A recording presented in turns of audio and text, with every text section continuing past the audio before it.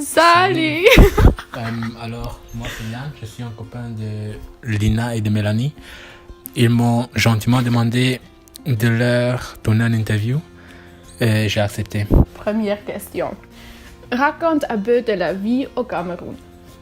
Alors, j'ai vécu 7 ans au Cameroun et depuis là je suis en Suisse. Alors, qu'est-ce que vous voulez savoir exactement de la vie au Cameroun? Est-ce qu'il y a quelque chose de très spécial dans la culture du Cameroun? La culture camerounaise est plutôt diverse. Il y a beaucoup de diversité, ça veut dire on ne peut pas vraiment fixer quelque chose comme typique pour le Cameroun. Par exemple, la nourriture, elle est très épicée. Souvent très très pimentée, ça veut dire très fort. Et oui, c'est tout à propos de la nourriture. Alors, as-tu eu une expérience au Cameroun que tu n'oublieras jamais? Oui, plusieurs, mais je dirais mon favori, c'est la fois qu'on était au village.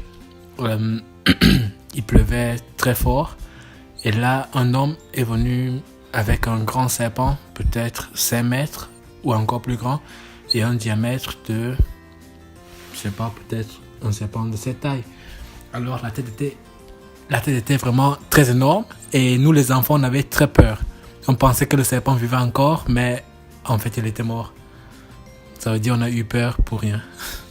Comment est le paysage là-bas? Le paysage du Cameroun est plutôt très vert, mais aussi très sec. Il y a le temps de la pluie et le temps sèche. Ça veut dire parfois il y a des mois qui ne pleut même pas une seule goutte. Plusieurs des mois et des mois. Et là c'est un peu difficile, mais sinon c'est vraiment très vert, c'est très joli. Il y a beaucoup trop de soleil à mon goût, mais on fait avec. Comment est la vie dans la ville Ebolova? Je ne peux pas parler pour le général, mais je dirais pour moi elle était plutôt très belle parce que je partais à l'école juste quelques kilomètres. Tous les autres enfants devaient marcher, mais moi j'avais la chance que mes parents n'étaient pas très pauvres, alors je pouvais partir avec le taxi. Pour moi c'était trop cool là-bas. La vie facile, la vie simple. Alors je dirais que la vie est belle là-bas.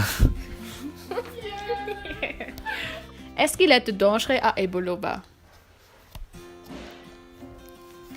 Ebolova était plutôt une ville très paisible.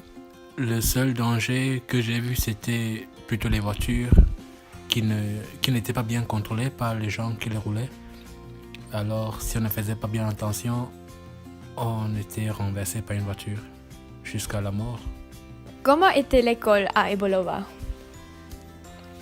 L'école à Ebolova était dure, je dirais, mais là aussi, je n'ai pas vraiment vécu 7 ans parce que ma famille avait l'argent, alors le Cameroun est très corrompu.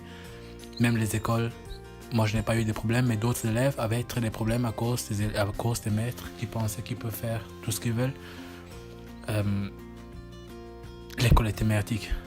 Merci beaucoup Yann d'avoir pris le temps de faire cette interview. De rien, avec plaisir. Alors, Monsieur Morel, comme ils ont fait cette interview très très bien, je trouve, la note 6 serait dedans.